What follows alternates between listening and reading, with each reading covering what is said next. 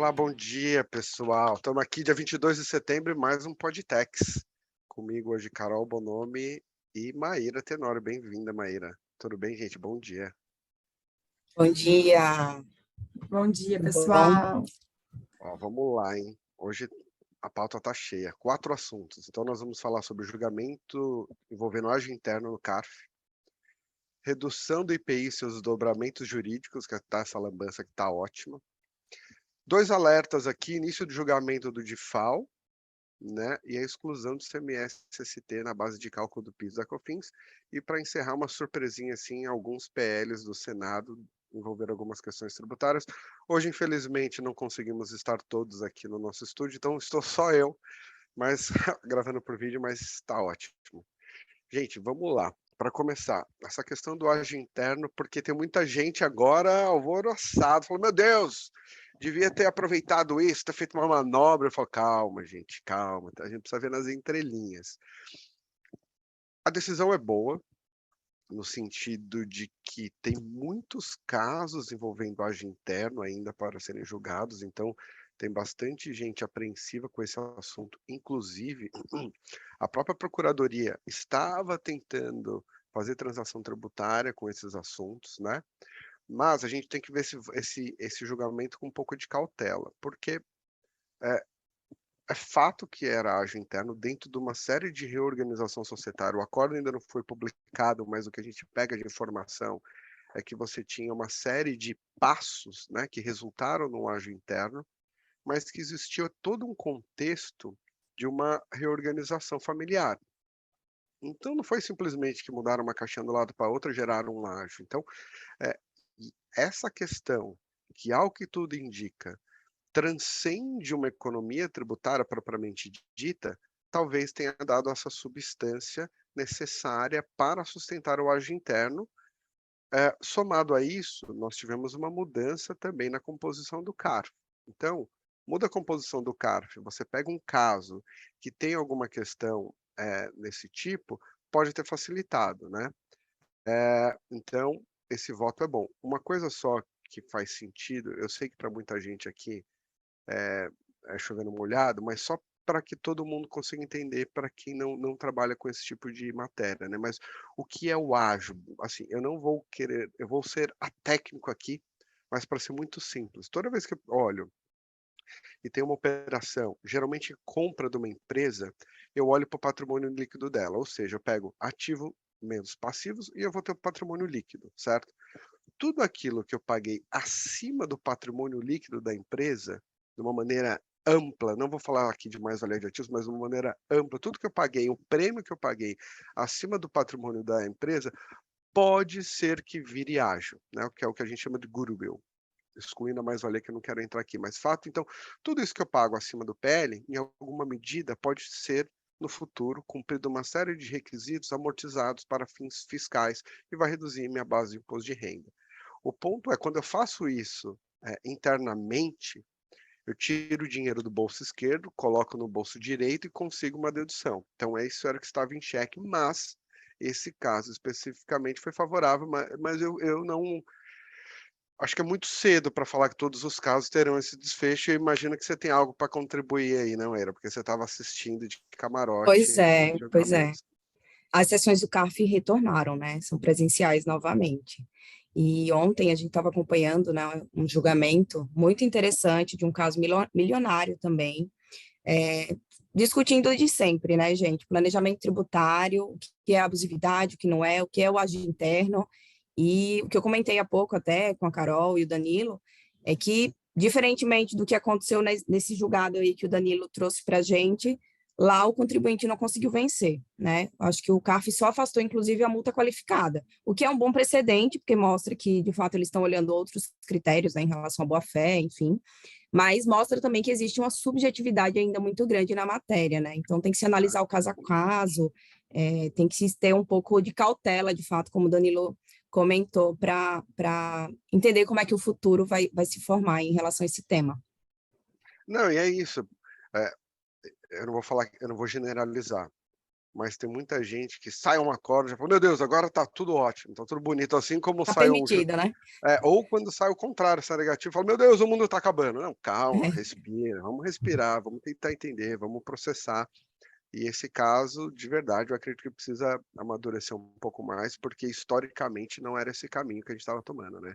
Então, exato. vamos ver. Mas, de novo, mudança de composição, de todas as turmas do CARF, isso pode nos ajudar, como teve um outro caso, eu não quero entrar nesse assunto, mas o próprio de isso já vem desde ali de 2021, aproveitamento integral de prejuízo fiscal no caso de incorporação de empresas, né. E agora, recentemente, nós tivemos uma publicação de um acordo que não foi simplesmente por conta de empate, mas por um voto, em que o contribuinte conseguiu a maioria. Mas é isso, ágio interno, lambança de IPI, Maíra. Vamos falar Ai, sobre IPI. gente. O IPI eu adoro, tá muito emocionante, assim, reduz IPI, não reduz IPI, vem liminar, É, joga não sei o quê. a Assim, eu não novela sei não quem é o acaba. eu não Não sei quem é o acaba. roteirista, não sei quem é o roteirista que tá fazendo isso, mas tá legal de acompanhar. Gente, e assim, eu até brinco, porque o pessoal que trabalha com os ajustes, né, das alíquotas dentro do sistema, eles estão ficando loucos. Tipo, era de sexta-feira, publicava decreto, suspende IPI, aumenta IPI, fica todo mundo na insegurança enorme. Mas eu acho que a gente tem uma boa notícia, né? Na verdade, aqui, recentemente, eu acho que uns 5, 6 dias atrás, o Alexandre de Moraes, né, o ministro lá do STF, publicou uma decisão, que é uma decisão que era muito esperada já pelos contribuintes, e ele suspendeu, né, uma medida liminar que ele tinha proferido, e eu vou explicar um pouquinho desse contexto só para deixar todo mundo na mesma página, suspendeu lá os efeitos da medida liminar que ele tinha proferido, que era uma liminar que suspendia os decretos que tinham sido editados pelo governo federal. Que decretos são esses? Né? São decretos que foram editados para reduzir as alíquotas de IPI, né, dentro aqui do mercado nacional. E aí o pessoal da Zona Franca de Manaus, obviamente, ficou muito incomodado, né, com essa redução, porque a Zona Franca de Manaus, para quem não sabe, é um polo de incentivo, né, um polo industrial de incentivo fiscal, e uma das coisas que fomenta, né, a aquisição de produtos da Zona Franca de Manaus é exatamente os benefícios que são passíveis de utilização quando você adquire um produto lá. Então, se eu reduzo uma alíquota de IPI aqui no mercado interno, eu passo a impedir, né, que as empresas que estão adquirindo da Zona Franca de Manaus continuem adquirindo de lá. Por quê? Porque para mim é mais fácil, talvez, adquirir de uma empresa que está aqui em São Paulo, né? Uma Logística, tudo, né, logística, custo e tudo. Então, existiu um clamor, na verdade, né, até social, dos partidos políticos, enfim. Essa discussão foi para o judiciário por meio de ações diretas de é inconstitucionalidade, só um né? parênteses, e não foi Claro, pequena a redução, não, a gente está falando de uma não. redução de 30 dependendo do produto, chegou a 35%, né, ou seja, Aí, o que aconteceu, gente? Com as ADIs, desde então, né, o Alexandre de Moraes proferiu uma decisão favorável, né, uma medida cautelar, suspendendo os efeitos desses decretos para os produtos que são fabricados dentro da Zona Franca de Manaus. E aí eles usavam um racional que é exatamente assim, olha, os produtos fabricados na Zona Franca de Manaus, que fazem parte do processo produtivo básico, eles não, você não aplica esse decreto, ou seja, a redução dada pelo governo, ela não se aplica aqui no Brasil, né, dentro do mercado interno. E aí todo mundo ficou, mas essa lista de produtos, ela é uma lista que não está clara, eu não sei de fato o que é produzido na Zona Franca de Manaus, não tem uma lista exaustiva, né, tem uma portaria do Ministério até da Economia que lista lá um monte de produtos, mas não é uma lista exaustiva. Então, ficou todo mundo nessa insegurança jurídica enorme, e desde então o governo vem editando novos decretos, ampliando, né, a lista de produtos que não vão ter redução mais, exatamente nessa conversa com a SUFRAMA, exatamente para atender a necessidade de proteger a Zona Franca de Manaus e atender a determinação judicial. E aí, muito recentemente, a gente teve um último decreto que foi publicado há pouco tempo, né? Eu acho que no mês passado, salvo engano, e esse decreto foi o último publicado pelo governo que ampliou toda a lista de produtos, que chegou a mais ou menos 109 produtos que são produzidos dentro da Zona Franca de Manaus, e produtos cujo decreto de redução não vai ser mais aplicado. Então, isso quer dizer o quê? Quer dizer que, na prática, a gente tem agora uma lista que o governo federal editou, né, de produtos que foram excluídos, ou seja, ele suspendeu a suspensão. A gente tentando explicar de uma forma mais prática. E aí o que eu queria contar para vocês, na verdade, que é o que todo mundo esperava, é assim, beleza, a gente não tem ainda uma lista, mas o Alexandre de Moraes fez? Ele revogou a medida liminar, né? Ou seja, a medida liminar que ele tinha dado anteriormente para suspender esses decretos foi revogada. E o que isso quer dizer? Muitas coisas. A primeira é que essa liminar que ele deu é uma liminar que tem efeitos ex nunc, né? E para quem não trabalha com contencioso, o que quer dizer o efeito ex nunc? Quer dizer que essa liminar ela não retroage no tempo, né? Ela vale para o futuro, ela vale a partir de agora, da data da publicação da liminar. Ou seja, quando ele deu as decisões no passado, essas decisões elas vão continuar surtindo efeito. Então, gente, quem aproveitou ou não aproveitou, né, a redução do IPI, ficou na dúvida se o produto estava ou não, né, naquela lista que foi editada pelo governo, ainda fica no cenário de insegurança, né? A gente não pode, obviamente, bater o martelo aqui do que vai acontecer no futuro, mas a gente acha que tem aí um espaço para revisar o que foi feito, né, no passado. Cada empresa que tomou suas medidas, suas decisões, entender o que vai acontecer para o passado, para entender se existe a necessidade de tomar algum posicionamento futuro, né? Seja uma denúncia espontânea, se for o caso, se fizer sentido, ou, de fato, deixar as coisas rolarem, porque a gente ainda sabe que tem muita água para passar por baixo da ponte sobre esse tema, porque o processo também não terminou, né, gente? A gente está falando aqui de uma decisão liminar ainda. Boa, boa. Não, legal. Encerrado o IPI, queria trazer duas rápidas informações aqui sobre dois julgamentos, né? Um deles, que é o do PIS e da COFINS, desculpa, gente, que é a exclusão do CMS-ST da base de cálculo do PIS e da COFINS.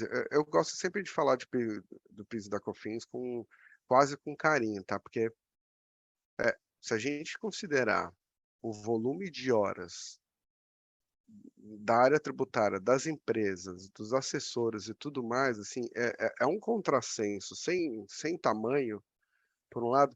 Por outro, eu brinco que com a criação do PIS da COFINS lá no cumulativo, no governo ainda era Fernando Henrique, começa acho que Fernando Henrique, né? Agora me fugiu. É assim que eu vou criar 3 filhos daqui até a eternidade, porque, gente, é tanta discussão, é tanta coisa que eu falo assim, não faz sentido, não faz sentido. E parece que não tem fim. Quando você pensa assim, você tinha as discussões ainda pré-cumulatividade, depois de cumulatividade, não para, não tem fim, é sempre uma tese, uma coisa maluca, as decisões, São teses filhotes, vai, Dal, tem que falar, né? filhotes, Que não param de né? nascer. São filhos, são netos, eu já nem sei qual é a geração que a gente está em termos de discussão, mas e é engraçado, porque a exclusão do ICMS da base de cálculo do PIS e da COFINS, vai ser julgada, né?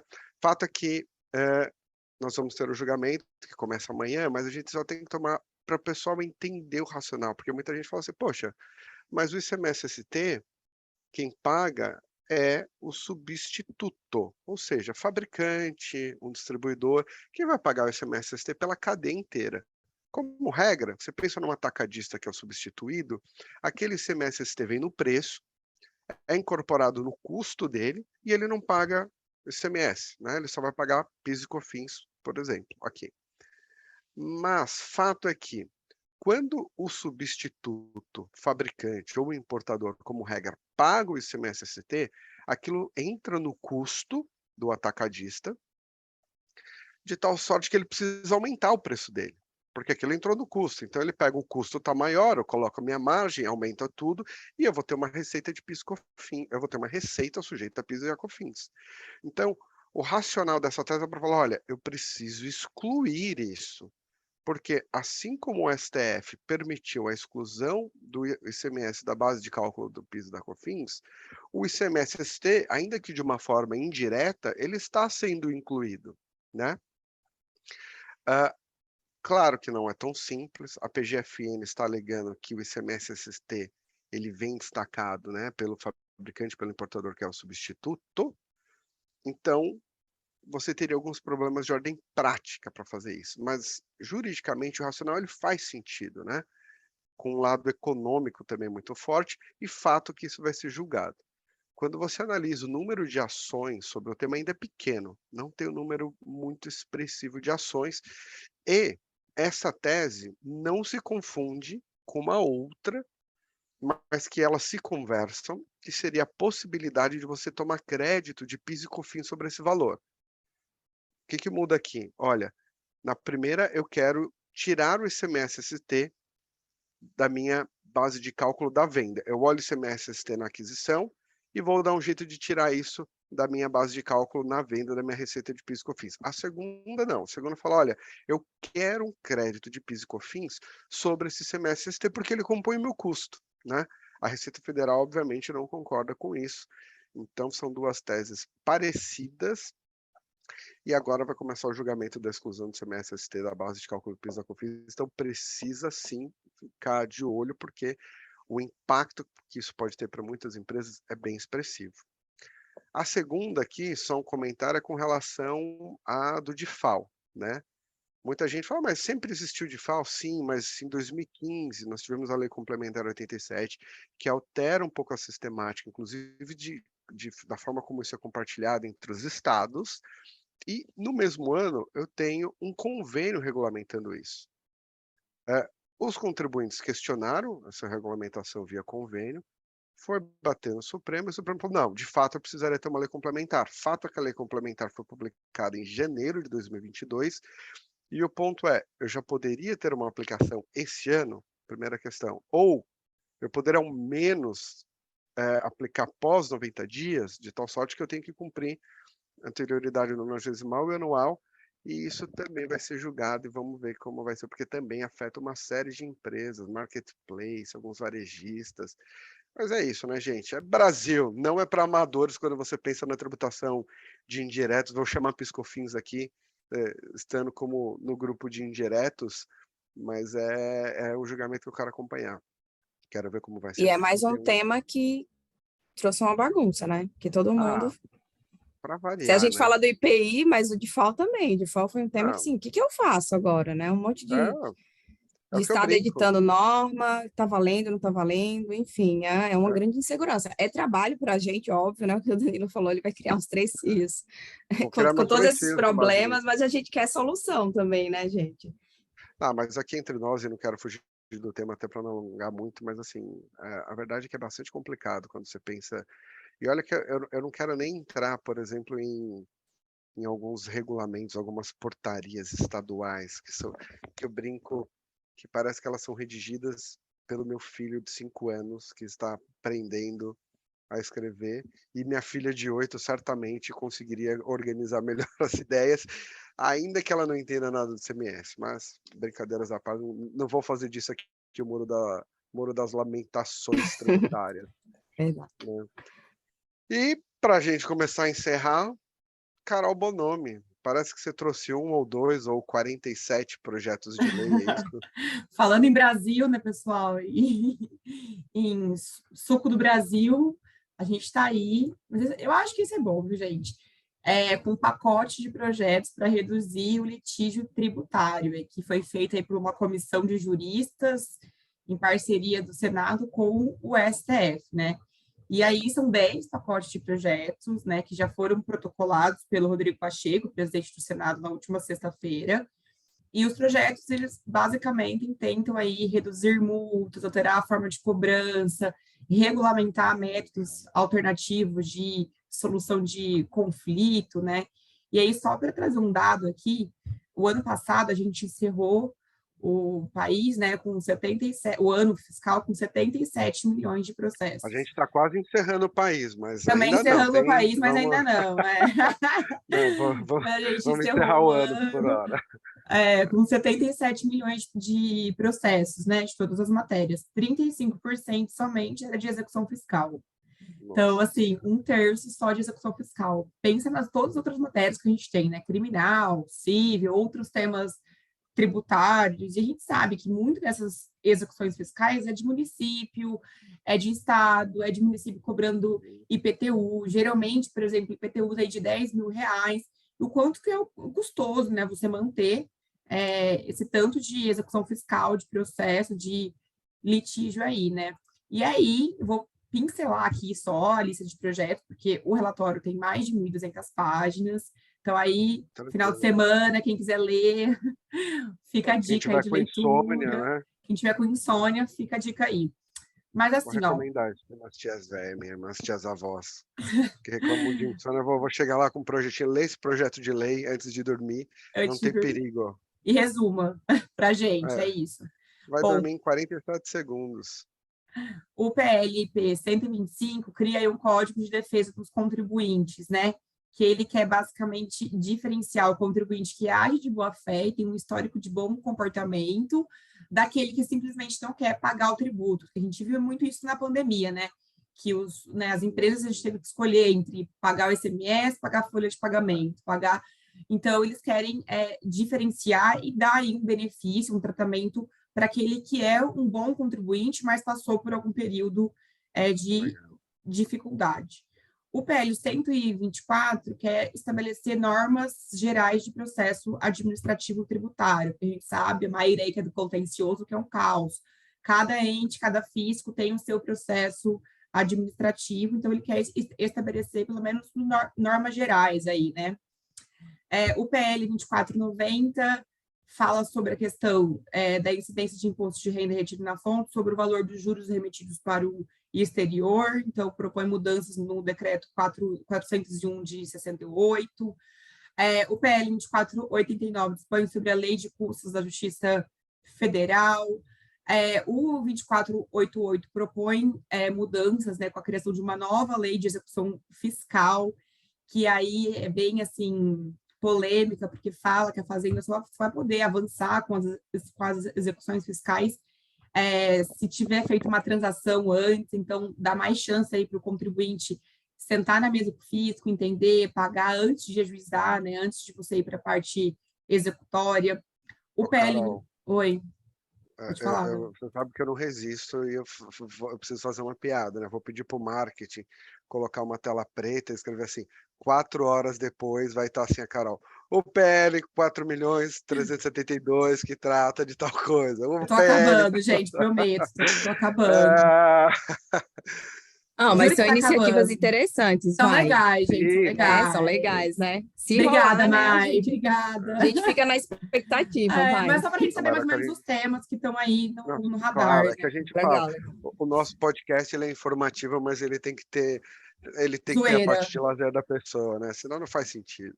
Eu vou resumir mais aqui. Aí tem PL que cria a arbitragem, né? Que aí vai ter câmaras para resolução de conflito, os contribuintes que optarem irem para a Câmara poderão aí ter uma redução de multa ótima, né? De 70%.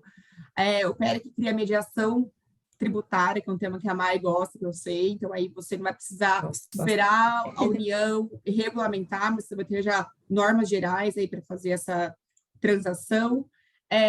PL, e aí o resto dos PLs basicamente prevê a reforma do processo administrativo, com mudanças aí das DRJs, do CARF, de como esse processo toca, enfim.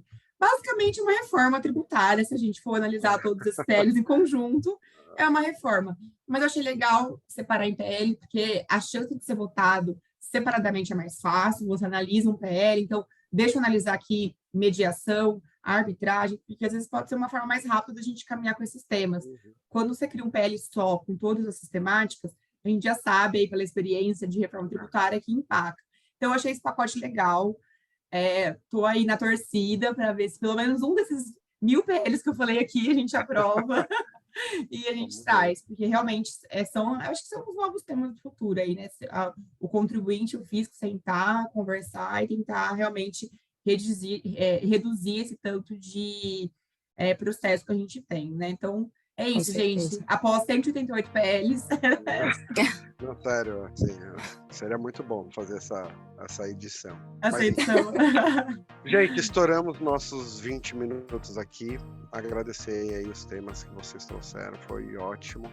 Próxima vez, muito provavelmente estaremos todos aqui no estúdio. E é isso, obrigado mais uma vez, obrigado para quem está ouvindo aí também de casa. É isso, gente. Um abraço. Obrigada, gente. Tchau, tchau. Beijo, até a próxima.